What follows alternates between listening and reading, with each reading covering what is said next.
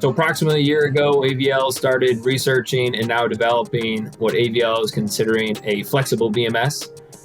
One of the key functions of this flexible BMS is going to be its wireless capabilities. I'll just touch on the wireless momentarily, but before we do so, it's probably best to understand why that's beneficial. So in a larger battery, you have a primary controller and you have multiple controllers that are located on individual modules. This is because as the battery increases in size, you have cells being assembled into modules and modules being assembled into a single pack. So for a battery management system to be successful, it needs to ensure the safe and continuous operation of the battery. It does this by collecting vitals such as voltage, temperature, and current, but it needs to collect this from throughout the battery. So if you can imagine a larger battery where you have many cells and many modules, it needs to collect all this information, transmit it back to the primary controller, and the primary controller then makes a decision on how to move forward and sends it back to the individual module controller. As we were researching the market, we found that there is a benefit to going wireless.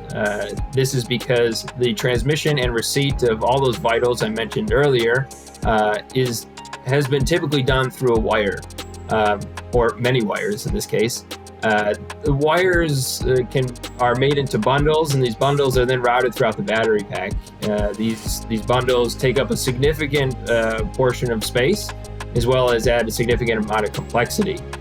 So we found that if we were to introduce a wireless BMS with flexible features, that it would potentially allow our customers to reduce their complexity, reduce their costs, increase the amount of space within the battery, which would allow for potentially more cells. You then would get greater efficiency, more range.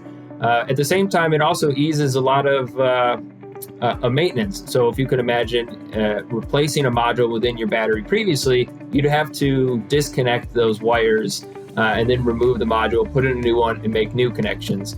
Well, in this case, if it's wireless, you can just remove the module, put in a new module, and just relearn that module wirelessly.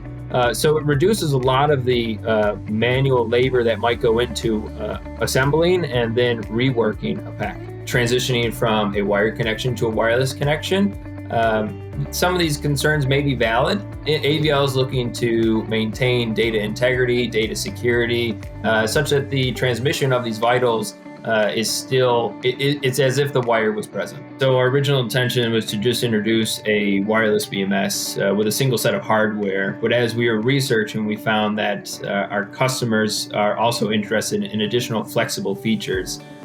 Some of those that I could highlight on are contactor control, current sensing, HVIL or high voltage interlock control, as well as the potential for moisture sensors, venting gas sensors. So we are introducing additional advanced IOs to be capable of managing any of these additional peripherals, such that the customer could take this product to production, but in advance, they could also use such a controller or system for rapid prototyping. So it allows them early on in the development process to kind of experiment with different peripherals, wireless, wired connections, and then ultimately make the decision of what's best for them and then move that into production. Given the chemistry of a lithium-ion battery, it needs to be maintained unlike any other battery. And in order to maintain it, you need a separate set of hardware. And that hardware goes on to evaluate it continuously to ensure that it's operating within safe limits. So that's very easily done with a single cell. But when you need to make a pack that contains thousands of cells, it becomes very complex. So how do you create a system where it's continuously monitoring all of those cells, thousands of cells within the pack? So that's where this BMS system grows from a single set of hardware to a set of hardware, which is at the module and at the battery. And it's collecting, like I said, vitals regarding temperature, voltage, and current, ensuring that none of those are exceeding any upper or lower limit. And then, ensuring that all that information is being fed back to the vehicle, and the vehicle is responding accordingly.